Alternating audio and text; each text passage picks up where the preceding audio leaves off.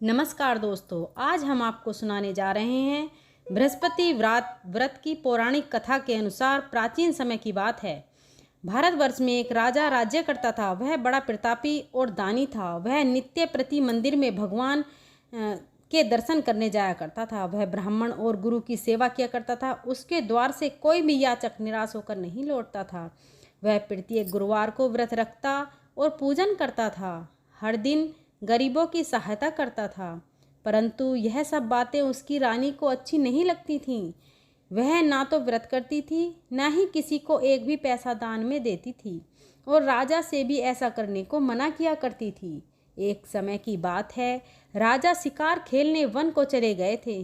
घर पर रानी और दासी थी। उसी समय गुरु बृहस्पति साधु का रूप धारण करके राजा के दरबार में भिक्षा मांगने आए।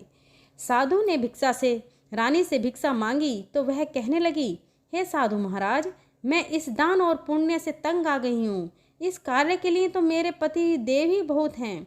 अब आप ऐसी कृपा करें कि हमारा सारा धन नष्ट हो जाए और मैं आराम से रह सकूं। साधु रूपी बृहस्पति देव ने कहा, हे देवी, तुम बड़ी विचित्र हो।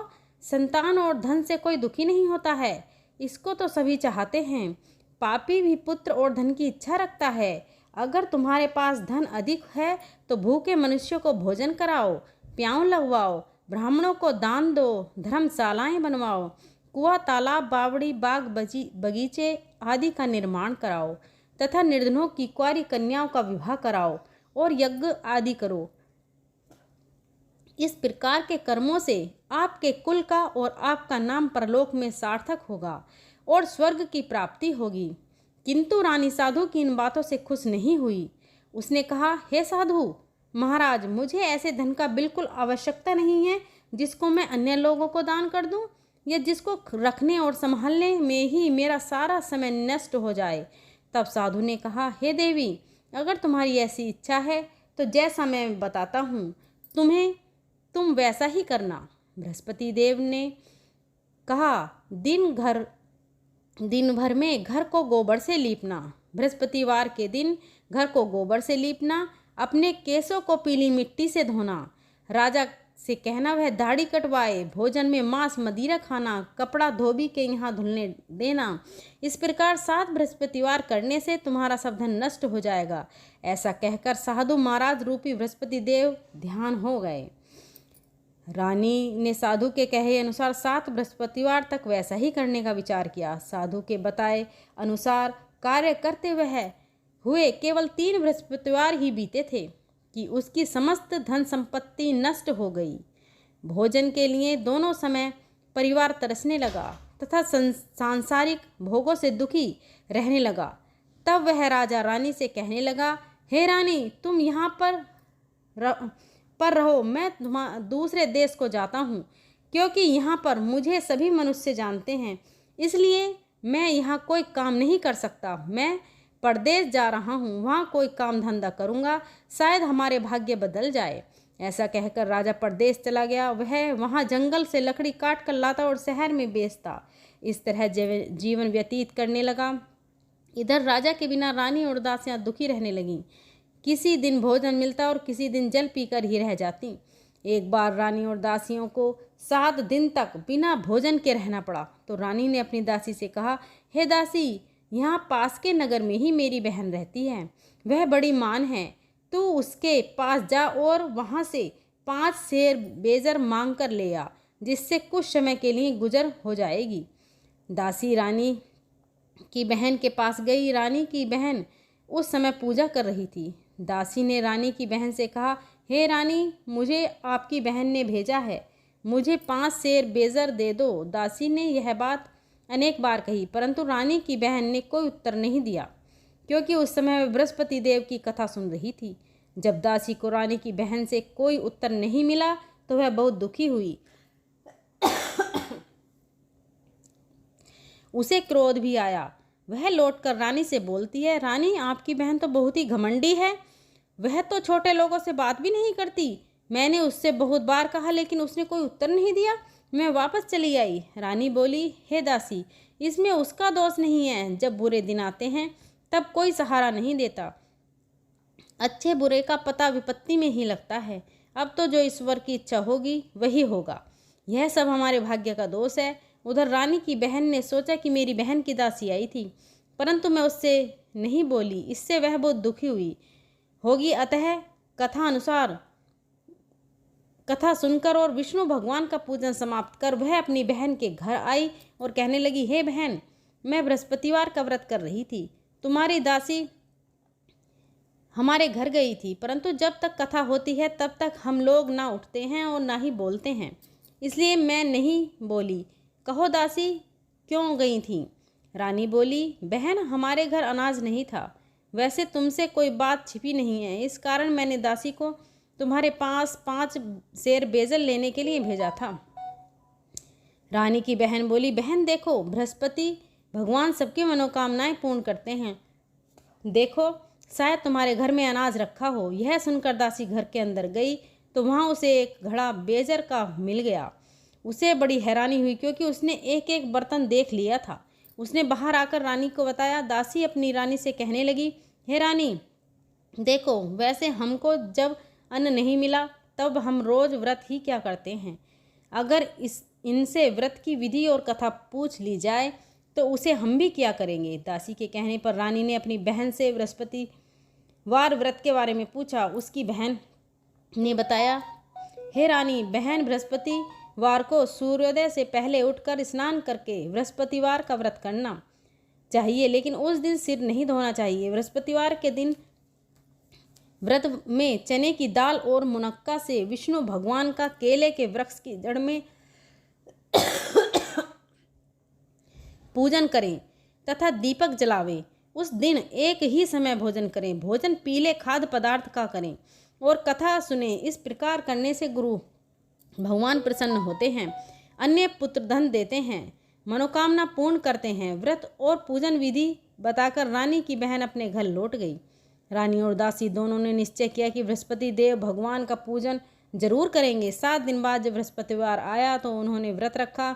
गुड़ साल में जाकर चना और गुड़ बीन लाई तथा उसी की दाल से केले की जड़ तथा विष्णु भगवान का पूजन किया। अब पीला भोजन कहाँ से लाएं? दोनों बड़ी दुखी हुई, परंतु उन्होंने व्रत किया था, इस कारण बृहस्पति देव भगवान प्रसन्न थे। एक साधारण व्यक्ति के रूप में वे 2 थाली पीला भोजन लेकर आए और दासी को देकर बोले, हे दासी, यह भोजन तुम्हारे और रानी के लिए, तुम दोनों कर लेना। दासी भोजन पाकर बहुत प्रसन्न हुई और रानी से बोली, रानी जी, भोजन कर लो।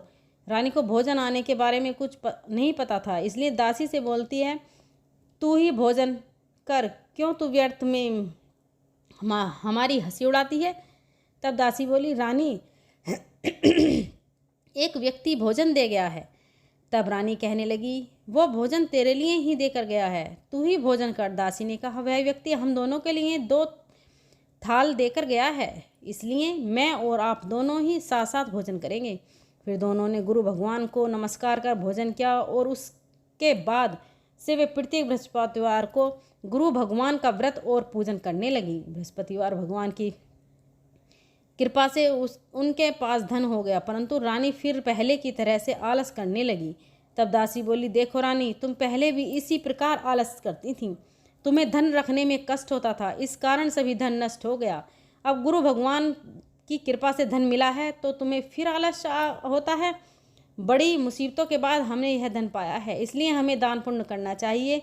तुम भूखे मनुष्यों को भोजन कराओ, प्याव लगवाओ, ब्राह्मणों को दान, कुआं, तालाब, बावड़ी आदि का निर्माण कराओ, मंदिर पाठशाला बनवाकर दान दो, कुंवारी कन्याओं का विवाह कराओ।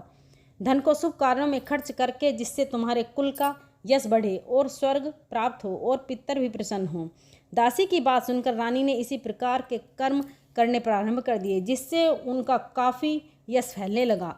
एक दिन रानी और दासी आपस में विचार करने लगी कि नए रानी राजा किस देश में होंगे, उनकी कोई खोज खबर नहीं है। उन्होंने बृहस्पति देव से प्रार्थना की और तब भगवान ने रात्रि में राजा को स्वप्न में कहा, हे राजा, उठ, तेरी रानी तुझको याद करती है, अब अपने देश में को वापस लौट जा। राजा प्रातःकाल उठकर जंगल से लकड़ियां काट कर लाने के लिए जंगल की ओर चल पड़ा। जंगल से गुजरते हुए वह सोचने लगा, रानी की गलती से उसे कितने दुख भोगने पड़े। राज पाट छोड़कर उसे जंगल में आकर रहना पड़ा। जंगल से लकड़ियां काटकर उन्हें बेचकर गुजारा करना पड़ा। उसी समय उस जंगल में बृहस्पति देव एक साधु का रूप धारण करके आए और राजा के पास आकर बोले, हे लकड़हारे, तुम इस सुनसान जंगल में किस चिंता में बैठे हो, मुझे बतलाओ। यह सुनकर राजा की आंखों में आंसू भर आए और साधु की वंदना करके वह बोला, हे प्रभु, आप सब कुछ जानने वाले हैं। ऐसा कहकर राजा ने साधु को अपनी संपूर्ण कथा सुना दी। महात्मा दयालु होते हैं। वे राजा से बोले, हे राजा, तुम्हारी पत्नी ने बृहस्पति देव के प्रति अपराध किया था, जिसके कारण तुम्हारी यह दशा हुई। अब तुम किसी प्रकार की चिंता मत करो, भगवान तुम्हें पहले से अधिक धन देंगे। देखो, तुम्हारी पत्नी ने बृहस्पतिवार का व्रत करना प्रारंभ कर दिया है। अब तुम भी बृहस्पतिवार का व्रत करके चने की दाल और गुड़ जल के लोटे में डालकर केले का पूजन करो, फिर कथा कहो। यह सुनो, भगवान तुम्हारी सब मनोकामना पूर्ण करेंगे। साधु को प्रसन्न होकर राजा बोला, हे प्रभु, मुझे लकड़ी बेचकर इतना पैसा नहीं मिलता जिससे भोजन करके के उपरांत कुछ बचा सकूं, और मैंने रात्रि में अभी भी को व्याकुल देखा है। मेरे पास कोई साधन नहीं जिससे समाचार जान सकूं, फिर मैं बृहस्पति देव की क्या कहानी कहूँ, मुझे तो कुछ भी नहीं मालूम है। साधु ने कहा, हे राजा, तुम किसी बात की चिंता मत करो। बृहस्पतिवार के दिन तुम रोजाना की तरह लकड़ियां लेकर शहर में जाओ। तुम्हें रोज से दुगना धन प्राप्त होगा, जिससे तुम भली भांति भोजन कर लोगे और बृहस्पति देव की पूजा का सामान भी ले आओगे जाओगे। बृहस्पतिवार की कथा इस प्रकार है। प्राचीन काल में एक बहुत ही निर्धन ब्राह्मण था।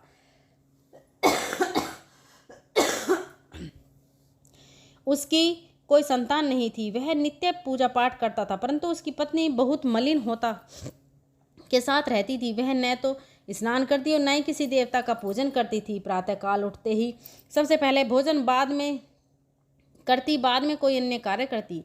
ब्राह्मण देवता बहुत दुखी रहते थे। पत्नी को बहुत समझाते, किंतु कोई परिणाम नहीं मिलता। भगवान की कृपा से ब्राह्मण की पत्नी के कन्या उत्पन्न हुई। वह कन्या अपने पिता के घर में बड़ी होने लगी। वह बालिका प्रातः न करके भगवान विष्णु का जप करती। वह बचपन से ही बृहस्पतिवार का व्रत भी करने लगी थी। पूजा पाठ समाप्त कर स्कूल जाती तो अपनी मुट्ठी में जौ भर कर ले जाती और पाठशाला जाने के मार्ग में डालती जाती।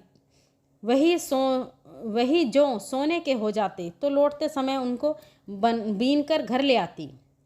एक दिन वह बालिका सूप में उन सोने के जौ को फटक कर साफ कर रही थी। तभी उसकी माँ ने देखा कि और कहने लगी, हे बेटी, सोने के जौ को फटकने के लिए सोने का सूप होना चाहिए। दूसरे दिन गुरुवार था।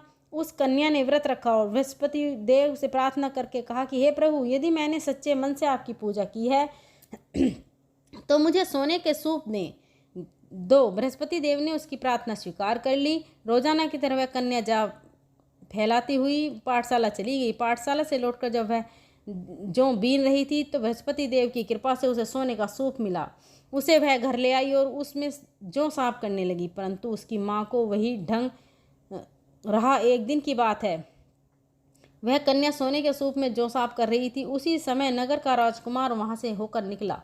इस कन्या के रूप और सोने के सूप में जौ को साफ करते देखकर वह उस कन्या पर मोहित हो गया। राजमहल आकर वह भोजन तथा जल त्याग कर उदास होकर लेट गया। राजा को जब राजकुमार द्वारा अन्न जल त्यागने का समाचार मिला तो अपने मंत्रियों के साथ वह अपने पुत्र के पास आए और बोले, हे बेटा, तुम्हारे किस प्रकार का कष्ट है? किसी ने अपमान किया है अथवा कोई और कारण है? मुझे बताओ, मैं वही करूँगा जिससे तुम्हें प्रसन्नता हो। तब राजकुमार ने अपने पिता की बातें सुनी और बोला, मुझे आपकी कृपा से किसी बात का कोई दुख नहीं है। किसी ने मेरा अपमान नहीं किया, परंतु मैं उस लड़की के साथ विवाह करना चाहता हूँ जो सोने के सूप में जौ साफ कर रही थी। यह सुनकर राजा आश्चर्य में पड़ गया और बोला, हे बेटा, इस तरह की कन्या का पता तुम ही लगाओ, मैं उसके साथ तुम्हारा विवाह अवश्य कर दूंगा। राजकुमार ने राजा को उस लड़की के घर का पता बतलाया। मंत्री उस लड़की के घर गया और राजा का आदेश ब्राह्मण को सुनाया। कुछ दिन बाद ब्राह्मण की कन्या का विवाह राजकुमार के साथ संपन्न हो गया। कन्या के घर से जाते ही उस ब्राह्मण देवता के घर में पहले की तरह गरीबी का वास हो गया। भोजन के लिए भी अन्न बड़ी मुश्किल से मिलता था। एक दिन दुखी होकर ब्राह्मण अपनी पुत्री से मिलने गया। बेटी ने पिता की दुखी अवस्था को देखा और अपनी माँ का समाचार पूछा। ब्राह्मण देवता ने सभी हाल कह सुनाया। तब कन्या ने बहुत सारा धन देकर अपने पिता को विदा कर दिया। इस तरह ब्राह्मण का कुछ समय सुख से बीतता, लेकिन कुछ दिन बाद फिर वही हाल हो गया। ब्राह्मण फिर अपनी कन्या के यहाँ गया और सभी हाल कहा तो पुत्री कहने लगी, हे पिताजी, आप माता जी को यहाँ लिवा लाओ, मैं उन्हें वह विधि बता दूंगी जिससे गरीबी दूर हो जाए। अब ब्राह्मण देवता अपनी पत्नी के साथ लेकर अपनी पुत्री के पास राजमहल में पहुंचे तो पुत्री ने अपनी माँ को समझाने लगी, हे माँ, तुम प्रातः काल उठकर प्रथम स्नान आदि करके विष्णु भगवान का पूजन करो तो सब दरिद्रता दूर हो जाएगी। परंतु उसकी माँ ने उसकी एक बात नहीं मानी। वह प्रातः काल उठकर अपनी पुत्री का बचा जूठा खा लेती थी। एक दिन उसकी पुत्री को बहुत गुस्सा आया। उसने एक रात कोठरी से सारा सामान निकाल दिया और उसमें अपनी माँ को बंद कर दिया। प्रातः उसमें से निकाला और स्नान आदि करा के पूजा पाठ करवाया तो उसकी माँ की बुद्धि ठीक हो गई। उसके बाद वह नियम से पूजा पाठ करती और प्रत्येक बृहस्पतिवार को व्रत करने लगी। इस व्रत के पुण्य प्रभाव से उसकी माँ भी बहुत धनवान हो गई और बृहस्पति देवता के प्रभाव से स्वर्ग हो गई। वह ब्राह्मण भी सुखपूर्वक इस लोक का सुख भोग कर स्वर्ग को प्राप्त हुए। इस तरह कहानी कहकर साधु महाराज वहाँ से लोप हो गए। धीरे धीरे समय बीतने पर फिर बृहस्पतिवार का दिन आया। राजा जंगल में लकड़ी काटकर किसी शहर में बेचने गए। उसे उस दिन और दिनों से अधिक धन मिला। राजा ने चना गुड़ आदि लाकर बृहस्पतिवार का व्रत किया। उस दिन से उसके सभी कलेश दूर हुए। परंतु जब अगला गुरुवार का दिन आया तो वह बृहस्पतिवार का व्रत करना भूल गया। इस कारण बृहस्पति भगवान नाराज हो गए। उस दिन उस नगर के राजा ने विशाल यज्ञ का आयोजन किया था। उसने समस्त राज्य में घोषणा करवा दी कि कोई भी मनुष्य अपने घर में भोजन न बनाए और आग भी न जलाए। समस्त जनता मेरे यहाँ भोजन करने आए। इस आज्ञा को जो मानेगा उसको फांसी की, नहीं मानेगा उसको फांसी की सजा दी जाएगी। राजा की आज्ञा सुनकर राज्य के सभी निवासी राजा के भोज में सम्मिलित हुए, लेकिन लकड़हारा कुछ देर से पहुंचा, इसलिए राजा उसको अपने साथ महल में ले गए। जब राजा लकड़हारे को भोजन करा रहे तो रानी की दृष्टि उस खूंटी पर पड़ी जिस पर उसका हार लटका हुआ था। उसे हार खूंटी पर लटका दिखाई नहीं दिया। रानी को निश्चय ही हो गया कि मेरा हार उस लकड़हारे ने चुरा लिया है। उसी समय सैनिक बुलवाकर उसको कैद खाने में डलवा दिया। जब लकड़हारा कारागार में पड़ गया तो बहुत दुखी होकर विचार करने लगा कि जाने कौन से पूर्व जन्म के कर्म से मुझे यह दुख प्राप्त हुआ है, और उसी साधु को याद करने लगा जो जंगल में मिला था। तत्काल बृहस्पति देव साधु के रूप में प्रकट हो गए और उसकी दशा को देखकर कहने लगे, अरे मूर्ख, तूने बृहस्पति देवता की कथा नहीं की, इस कारण तुझे दुख प्राप्त हुआ है। अब चिंता मत कर, बृहस्पतिवार के दिन कारागार के दरवाजे पर 4 पैसे पड़े मिलेंगे, उनसे तू बृहस्पति देव की पूजा करना तो तेरे सभी कष्ट दूर हो जाएंगे। अगले बृहस्पतिवार उसे कारागार के द्वार पर 4 पैसे पड़े मिले। राजा ने पूजा का सामान मंगवा कर कथा कही और प्रसाद बांटा। उसी रात्रि को बृहस्पति देव ने उस नगर के राजा को स्वप्न में कहा, हे राजा, तूने जिस आदमी को कारागार में बंद कर दिया है वह निर्दोष है, वह राजा है, उसे छोड़ दे। रानी का हार उसी खूंटी पर लटका हुआ है, अगर तू ऐसा नहीं करेगा तो मैं तेरे राज्य को नष्ट कर दूंगा। राजा प्रातःकाल उठा और खूंटी पर हार टंगा देखकर लकड़हारे को बुलाकर क्षमा मांगी तथा राजा के योग्य सुंदर वस्त्र आभूषण भेंट कर उसे विदा किया। गुरुदेव की आज्ञा सुनकर राजा जब अपने नगर को चल दिया। राजा जब नगर के निकट पहुंचा तो उसे बड़ा ही आश्चर्य हुआ। नगर में पहले से अधिक बाग, तालाब और कुएं तथा बहुत सी धर्मशालाएं, मंदिर आदि बने हुए हैं। राजा ने पूछा कि यह किसका बाग है, धर्मशाला है? तब नगर के सब लोग कहने लगे, यह सब रानी और दासी द्वारा बनवाए गए हैं। राजा को आश्चर्य हुआ और गुस्सा भी आया। जब रानी ने खबर सुनी कि राजा आ रहे हैं तो उसने अपनी दासी से कहा, हे दासी, देख, राजा हमको की इतनी बुरी हालत में छोड़ गए थे, वह हमारी ऐसी हालत देखकर लौट ना जाएं, इसलिए तू दरवाजे पर खड़ी हो जा। रानी की आज्ञा सुनकर दासी दरवाजे पर खड़ी हो गई। जब राजा आए तो उन्हें अपने साथ महल में लिवा लाई। तब राजा ने क्रोध करके अपनी तलवार निकाली और पूछने लगा, बताओ यह धन तुम्हें कैसे प्राप्त हुआ? तब रानी ने बताया, हमें यह सब धन बृहस्पति देव के व्रत के प्रभाव से प्राप्त हुआ है। राजा ने तब निश्चय किया कि 7 रोज बाद तो भी बृहस्पति देव का पूजन करते हैं, परंतु मैं रोज दिन में 3 बार कथा कहा करूँगा तथा रोज व्रत किया करूँगा। अब हर समय राजा के दुपट्टे में चने की दाल बंधी रहती थी। दिन में 3 बार वह कथा कहता है। एक दिन राजा ने विचार किया कि चलो अपनी बहन के यहाँ आवें। इस तरह का निश्चय कर राजा घोड़े पर सवार होकर अपनी बहन के यहाँ चल पड़ा। रास्ते में उसने देखा कि कुछ आदमी एक मुर्दे को ले जा रहे हैं। उन्हें रोककर राजा कहने लगा, अरे भाई, मेरे बृहस्पतिवार की कथा सुन लो। वे बोले, लो, हमारा तो आदमी मर गया है, इसको अपनी कथा की पड़ी है। परंतु कुछ आदमी बोले, अच्छा कहो, हम तुम्हारी कथा भी सुनेंगे। राजा ने दाल निकाली और कथा कहनी शुरू कर दी। जब कथा आधी हुई तो वह मुर्दा हिलने लगा और जब कथा समाप्त हुई तो राम राम करके वह मनुष्य खड़ा हो गया। राजा आगे बढ़ा। उसे चलते चलते शाम हो गई। आगे मार्ग में उसे किसान खेत में हल चलाता मिला। राजा उसे बोला, अरे भैया, तुम मेरी बृहस्पतिवार की कथा सुन लो। किसान बोला, जब तक मैं तेरी कथा सुनूंगा तब तक 4 हरेया जोत लूँगा। जा अपनी कथा किसी और को सुनाना। राजा आगे चलने लगा। राजा के हटते ही बैल पछाड़ खाकर गिर गए और किसान के पेट में बहुत जोर से दर्द होने लगा। उसी समय किसान की माँ रोटी लेकर आई। उसने जब यह देखा तो अपने पुत्र को सब हाल पूछा। बेटे ने सभी हालत बता दिया। बुढ़िया दौड़ी दौड़ी उस घुड़सवार के पास गई और उसने बोली, मैं तेरी कथा सुनूंगी, तू अपनी कथा मेरे खेत पर ही चलकर कहना। राजा ने लौटकर बुढ़िया के खेत पर जाकर कथा कही, जिसके सुनते ही बैल खड़े हो गए और किसान के पेट का दर्द भी बंद हो गया। अब राजा अपनी बहन के घर पहुंच गया। बहन के भाई की खूब मेहमानदारी की। दूसरे दिन प्रातःकाल राजा जागा तो देखने लगा कि सब लोग भोजन कर रहे हैं। राजा ने अपनी बहन से पूछा कि ऐसा कोई मनुष्य है जिसने भोजन न किया हो, जो मेरी बृहस्पतिवार की कथा सुन ले। तो बहन बोली, भैया, यह देश ऐसा ही है। पहले यहाँ के लोग भोजन करते हैं, बाद में अन्य काम करते हैं। अगर पड़ोस में कोई हो तो देख कर आती हूँ। ऐसा कहकर बहन देखने चली, परंतु उसे कोई भी ऐसा व्यक्ति नहीं मिला जिसने भोजन नहीं किया हो। फिर वह एक कुम्हार के घर गई जिसका लड़का बीमार था। उसे पता चला कि उसके यहाँ 3 दिन से किसी ने भोजन नहीं किया है। रानी ने अपने भाई की कथा सुनने के लिए कुम्हार से कहा तो वह तैयार हो गया। तब राजा ने जाकर बृहस्पतिवार की कथा कही, जिसको सुनकर उसका लड़का ठीक हो गया। अब तो राजा की प्रशंसा होने लगी। एक दिन राजा ने अपनी बहन से कहा, हे बहन, अब मैं अपने घर जाऊंगा, तुम भी तैयार हो जाओ। राजा की बहन ने अपनी सास से अपने भाई के साथ जाने की आज्ञा मांगी तो सास बोली, चली जा, परंतु अपने लड़के को मत ले जाना, क्योंकि तेरे भाई की कोई संतान नहीं होती है। बहन ने अपने भाई से कहा, हे भैया, मैं तो चलूँगी, परंतु कोई बालक नहीं जाएगा। राजा ने कहा, जब कोई बालक नहीं चलेगा तब तुम भी जाकर क्या करोगी। फिर दुखी मन से राजा अपने नगर को लौट आया। राजा ने अपनी रानी से कहा, हम निसंतान हैं, इसलिए हमारे घर आना कोई पसंद नहीं करता। हम निर्वंश राजा हैं। ऐसा कहकर वह बिना भोजन आदि किए शैया पर लेट गया।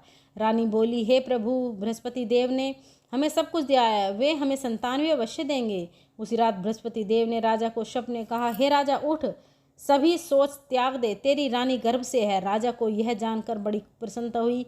9वें महीने रानी के गर्भ से एक सुंदर पुत्र पैदा हुआ। जब राजा की बहन ने यह शुभ समाचार सुना तो वह बहुत खुश हुई और तथा बधाई लेकर अपने भाई के यहाँ आई।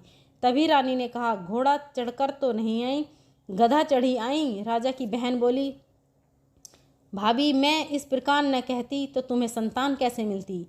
बृहस्पति देव ऐसे ही हैं, जिसके मन में जो कामनाएं रहती हैं सभी को पूर्ण करते हैं। जो श्रद्धापूर्वक बृहस्पतिवार का व्रत करता है, उसका कथा पढ़ता है अथवा सुनता है, दूसरों को सुनाता है, बृहस्पति देव उसकी सभी मनोकामनाएं पूर्ण करते हैं। बृहस्पति देव उनकी सदैव रक्षा करते हैं।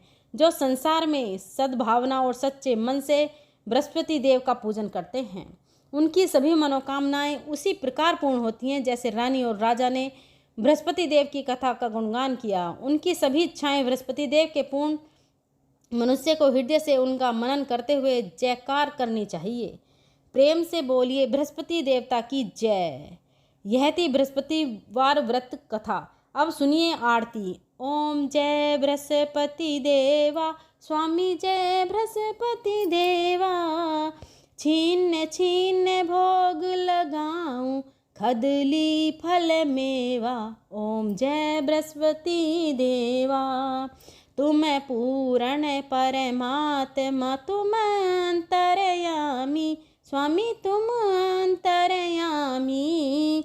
जगत पिता जगदीश्वर, जगत पिता जगदीश्वर, जगत पिता स्वामी, ओम जय बृहस्पति देवा।